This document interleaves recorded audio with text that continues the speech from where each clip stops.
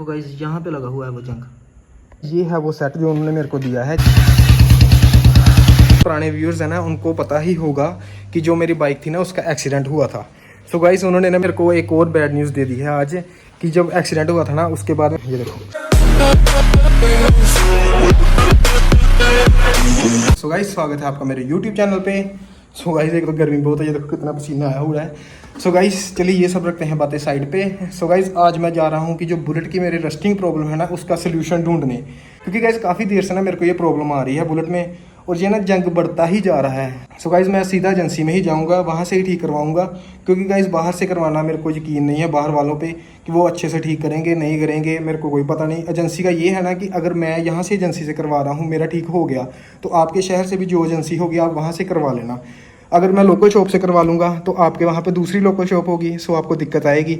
सो इसीलिए मैं एजेंसी में ही जाऊँगा और एजेंसी से ही इसका मतलब मच्छर गाइस। सो गाइस अगर मैं यहाँ से मतलब करवा लूँगा सो आपके वहाँ तो वो शॉप होगी नहीं सेम, सो आपको आएगी दिक्कत। सो इसीलिए गाइस मैं इसको कराऊँगा कि एजेंसी से ही करवाऊँगा। इससे होगा कि हमारे शहर में भी एजेंसी है, आपके शहर में भी एजेंसी होगी, सो आपकी भी वो दिक्कत वहाँ से ठीक हो जाएगी। जैसे मैंने मतलब अपनी ठीक करवाई है आपकी भी ठीक हो जाएगी। सो गाइस चलिए चलते हैं और देखते हैं कि वो मेरी प्रॉब्लम ठीक करते हैं या नहीं करते हैं, कि या फिर पिछली बार की तरह कोई बहाना मार देते हैं। सो गाइस पहले तो ये गंदा बहुत ज़्यादा हुआ पड़ा है और guys I am really sorry, क्योंकि काफ़ी दिनों से व्लॉग नहीं आ रहे थे। एक्चुअली मेरी हेल्थ नहीं एक तो ठीक थी और दूसरा गाइस हेल्थ ठीक होने की ना वजह से ना मेरे से बुलेट चल भी नहीं रहा था, क्योंकि वीकनेस बहुत ज़्यादा आ गई थी। सो इसलिए गाइस मैंने थोड़ी रेस्ट ली, अपने आप को थोड़ा प्रिपेयर किया मेंटली भी और फिजिकली भी, क्योंकि वो काफ़ी ज़्यादा वीकनेस हो गई थी हेल्थ ना ठीक होने की वजह से। सो गाइस अब हेल्थ हो चुकी है पूरी ठीक और अब हम चलेंगे बुलेट की रस्टिंग प्रॉब्लम को ठीक करने। जो नए व्यूअर्स हैं उनको शायद ना पता हो कि मैं रस्टिंग प्रॉब्लम की किस बारे में बात कर रहा हूँ, कि बुलेट के कहाँ पे रस्टिंग आ रही है, कहाँ पे मतलब जंग लग रहा है।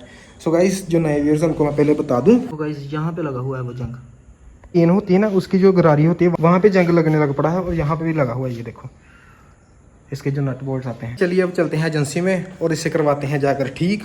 उनसे पूछते हैं कि ये ठीक होगा नहीं होगा, क्या होगा इसका, जो भी मतलब वो हम बताएंगे वो हमको बता दूंगा। सो गाइस जो भी नए व्यूअर्स हैं मेरे चैनल पे वो प्लीज़ इस वीडियो को लाइक कर दें और ऐसे अमेजिंग कंटेंट के लिए मेरे यूट्यूब चैनल सब्सक्राइब कर लें।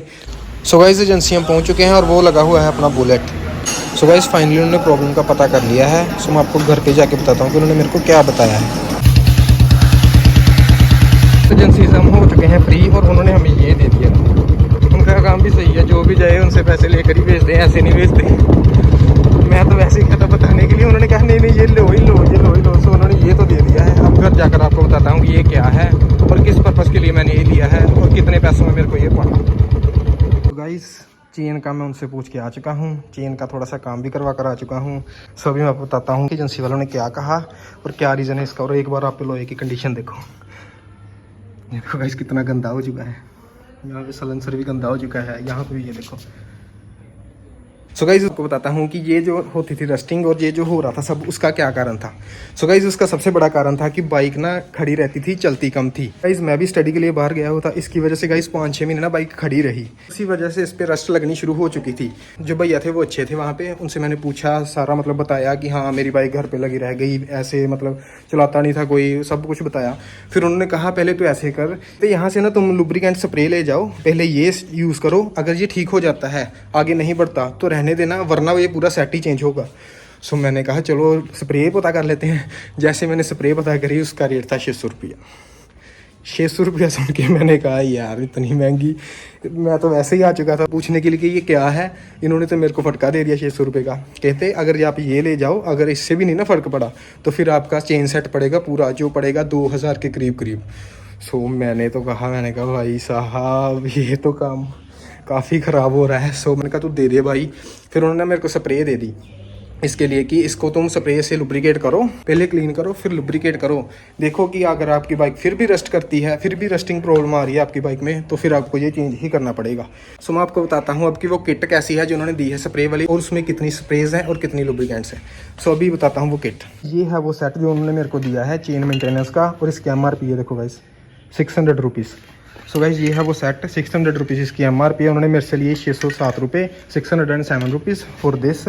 सो ये रहे वो, ये गंदी इसलिए है कि उन्होंने यहाँ पे लगा दी थी। मतलब इतने कंजूस होते हैं ना, ये मेरे वाले से ही निकाल के लगाई। मैंने कहा तुम्हारे पास ही पड़ी होगी तुम वो लगा दो, ये मेरे को नहीं कि नहीं दे दो मैं घर पे जाके यूज़ करूँगा, एक बार तो बचेगा।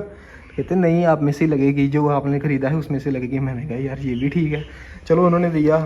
सो ये रहे वो, ये देखो गाइस ये है चेन लुब्रिकेंट और उन्होंने दिए हैं 2 क्लीनर इसमें, चेन क्लीनर और ये भी है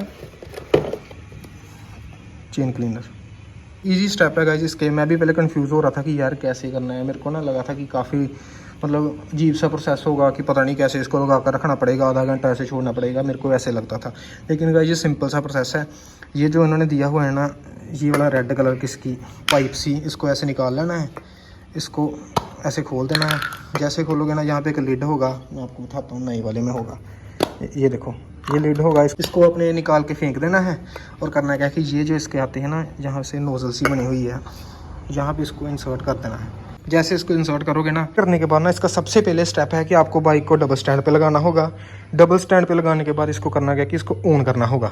ऑन करने के बाद इसका गियर डाल देना है, फर्स्ट सेकंड जैसे भी आपकी इच्छा है, ठीक है, डाल दिया, जिससे कि ये वाले पूरा जो चक्का है ना इसका, ये घूमने लग पड़े और ये चेन सेट भी साथ में घूमने लग पड़े। सो जैसे ये घूमता जाएगा ना, इस पर आपने ऐसे स्प्रे करती जानी है। सो गाइस जब भी आप यहाँ पे स्प्रे कर लोगे ना, तब उसके बाद यहाँ पे ये वाला जो इंजन वाला पार्ट होता है ना, यहाँ से भी स्प्रे इस पे करनी है।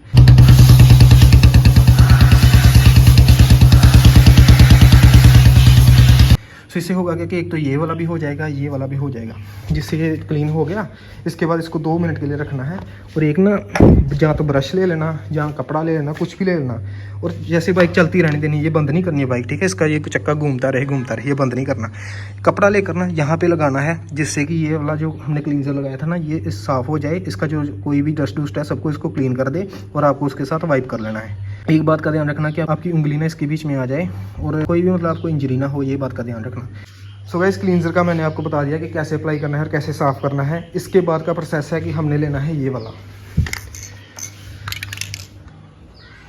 Chain lubricant. इसको करना क्या कि सेम जैसे मैंने वो डाला है ना, इसमें पाइप निकाल कर उसमें, वैसे ही ये डालनी है और इसके ऊपर अप्लाई कर देनी है सारे के, जब तक ये पूरा वेट ना हो जाए इससे, ठीक है। ये अप्लाई कर देना है, यहाँ पे भी कर देना है, यहाँ पे भी कर देना है, पूरा कर देना है, ठीक है। और उसके बाद इसको बाइक को 5 मिनट के लिए ऐसे रहने देना है, बंद कर देनी है। मतलब कि चल अप्लाई जब भी करना हो ना, चलते में करना, ठीक है, बंद में नहीं करना, क्योंकि बंद में तो ये खड़ी रह जाएगी, यहाँ से हो जाएगी, यहाँ से रह जाएगी। जैसे ये भी प्रोसेस डन हो जाएगा ना, आपको करना है कि 5 मिनट के लिए बाइक को स्टेबल रख देना है, बंद करके मतलब रख देना है कि चलाना नहीं है, कहीं पर लेकर नहीं जानी। सो गाइस अगर आप स्प्रे लगाकर उसी टाइम निकल जाओगे ना, तो ये नुकसान हो जाएगा। ये देखो जैसे यहाँ पे मेरे लोहे पे हुआ है ना, सारा लोहे गंदा हो चुका है, वैसे ही आपका हो जाएगा। सो ये बात का ध्यान रखना कि इसे लगाकर थोड़ा टाइम रख के फिर ही बाइक को चलाना, नहीं तो ये हो जाएगा। और उन्होंने किया गया कि चलो ये कर दिया, फिर उसके बाद में उन्होंने चेन सेट थोड़ा सा टाइट कर दिया। कहते एक बार चला कर देखो, अगर कोई दिक्कत नहीं ना आएगी तो फिर आप रहने देना, अगर फिर भी दिक्कत आती है, फिर भी ये रस्ट बढ़ता है, तो आपको ये चेंज ही करवाना पड़ेगा। मैंने कहा चलो अब इसको इस्तेमाल करके देख लेते हैं, क्या पता अच्छा रिजल्ट ही आ जाए। सो गाइज़ अब कई भाई कहेंगे कि आपने महंगा ले लिया, आपने पैसे ज़्यादा दे दिए।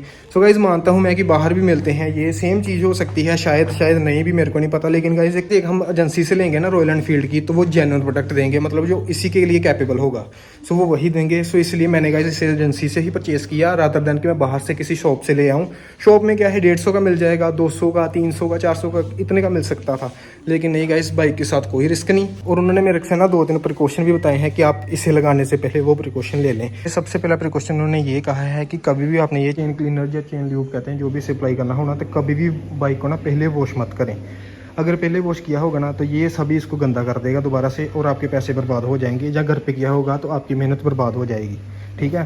दूसरा उन्होंने कहा है कि कभी भी बाइक को ना आप, जैसे ये तो मैंने अभी क्लीन कर दी है और ये थोड़ी गीली हो चुकी है, कभी भी बाइक को ना सूखा मत चलाएं। मतलब कि थोड़ी थोड़ी देर बाद जब ये सूखने लग पड़े, इस पर लुब्रिकेंट अप्लाई करते रहें। सो ये 2 प्रिकॉशन उन्होंने मेरे को कहे थे। और तीसरा उन्होंने कहा था कि टाइम से टाइम इसकी सर्विस करवाते रहें, जिनसे ये प्रॉब्लम के पहले ही वो डायग्नोज कर सकें कि ये प्रॉब्लम आने वाली है, आप ये प्रिकॉशन ले लें। सो इन्होंने ये 3 बातें मेरे को कही थी इसके बारे में। पुराने व्यूअर्स हैं ना, उनको पता ही होगा कि जो मेरी बाइक थी ना, उसका एक्सीडेंट हुआ था। सो गाइस उन्होंने ना मेरे को एक और बैड न्यूज़ दे दी है आज, कि जब एक्सीडेंट हुआ था ना, उसके बाद में मैंने रिपेयर के लिए भी भेजी थी, उन्होंने कर दी थी। लेकिन उनको बताया था कि मेरे ना उसके बाद से ना एक दिक्कत आ रही है कि जैसे मैं इसको हैंडल को यहाँ से मोड़ता हूँ ना, तो ये मेरा हाथ यहाँ से लगता है। ये देखो स्पेस ही नहीं है गाइस। तो इधर से देखो, इधर से कितनी ज़्यादा स्पेस है, ये देखो प्रॉपर यहाँ पे हैंड आ जाता है, लेकिन यहाँ से आता ही नहीं है। ये देखो यहाँ से आता ही नहीं है, ये ऐसे ही बच जाता है, कई बार काफ़ी ज़ोर से लगता है, दर्द होती है यहाँ पे। सो गाइस ये था है ना, तो मैंने उनसे कहा कि मेरे हैंडल शायद टेढ़ा हो चुका है, उसकी वजह से होता है। जो मैकेनिक था वो था काफ़ी ज़्यादा इंटेलिजेंट, उसने मतलब साथ ही कह दिया कि नहीं भाई ये आपके हैंडल का कसूर नहीं है। तो मैंने कहा यार फिर क्या कहता, जो यहाँ पे ये देखो टी आती है ना, तो भाई ये देखो ये वाली टी आती है, जो ये टी या लोग जो भी करो, ये वाला, एक मिनट, अब देखो दिखा ना, कहता कि जब आपकी बाइक का एक्सीडेंट हुआ था ना, तब ये चीज़ बैंड हो गई थी, ये देखो यहाँ से ये वाली चीज़ ना बैंड हो गई थी, जिसकी वजह से जब भी इसे यहाँ पे ऐसे करते हैं ना, मोड़ते हैं, ये देखो यहाँ से आपको दिख रही होगी कि बैंड हुई पड़ी है, सीधी नहीं है। सो गाइस कहता इसकी वजह से ये चीज़ हो चुकी है कि आपकी यहाँ से ना ये बाइक यहाँ से लगती है। तो मैंने कहा यार इसको ना थोड़ा सा खींच खाच के ठीक कर दे, कि हाँ चलो कर देना जुगाड़ से जैसे भी हो गए। कहता नहीं भाई ये पूरा सेट ही नया पड़ेगा। तो मैंने कहा यार सेट, मैंने कहा कितने का खर्चा आएगा? कहता भाई 3000-3500 का खर्चा आएगा। मैंने कहा भाई तू रहने दे, तू मेरे को खर्चे की नहीं जा रहा है। सो मैं ना घर पे आ गया, लेकिन उसने मेरे को ये बता दिया कि आपकी बाइक में ये दिक्कत है, इसकी वजह से ये होता है। सो मैंने कहा चलो यार क्या कर सकते हैं। सो गाइस अभी तो गाइस इसमें कोई दिक्कत मेरे को ऐसा आती नहीं, बस मोड़ने में आती है। इन फ्यूचर कोई और ज़्यादा दिक्कत करने लग पड़ेगा तो हम इसे भी चेंज करवा देंगे। सो वो कहते हैं कि एक इंश्योरेंस में आपका क्लेम हो जाएगा, उसकी कोई वरी नहीं है। लेकिन जब उन्होंने इंश्योरेंस देखा, वो इसका जो इंश्योरेंस किया होता है ना, वो होता है कि वो 5 साल का होता है टोटल, ठीक, वो गंदा हो चुका है चेन की वजह से, इसको इग्नोर करना। वो होता है 5 साल का टोटल, 1 साल का होता है फुल और 4 साल का होता है थर्ड पार्टी। सो उन्होंने जब इंश्योरेंस देखा, वो हो चुका था एक्सपायर फुल वाला, क्योंकि अभी सिर्फ थर्ड पार्टी चल रहा था। वो कहता थर्ड पार्टी में क्लेम नहीं होगा, आपको करना क्या पड़ेगा, फिर से इंश्योरेंस करवाना पड़ेगा फुल, और फिर क्लेम कर देंगे। मैंने कहा तू रहने दे, अभी छोड़ दे। सो गाइस इसे मैंने अभी छोड़ दिया कि चलो रहने दो, इसे ऐसे ही चलाते हैं, जब ज़्यादा दिक्कत करेगा तब चेंज कर लेंगे। सो गाइस जिन भाइयों को भी रस्टिंग की दिक्कत आ रही है ना, अभी मेरे को भी कंफर्म नहीं है, मैं भी इसे यूज़ करूँगा, फिर मैं आपको रिव्यू दूंगा कि हाँ ये जो मैंने पैसे लगाए हैं वो वर्थ इट है या नहीं है। गाइस आज के लिए बस इतना ही। सो आई होप आपको वीडियो अच्छा लगा होगा। Hi guys, Sahil this side. So thank you so much for watching this vlog. अगर आपको ये व्लॉग अच्छा लगा तो इसे लाइक और कमेंट करके ज़रूर जाना, और ऐसी और इंटरेस्टिंग वीडियोस के लिए मेरा यूट्यूब चैनल सब्सक्राइब कर लेना। Thank you.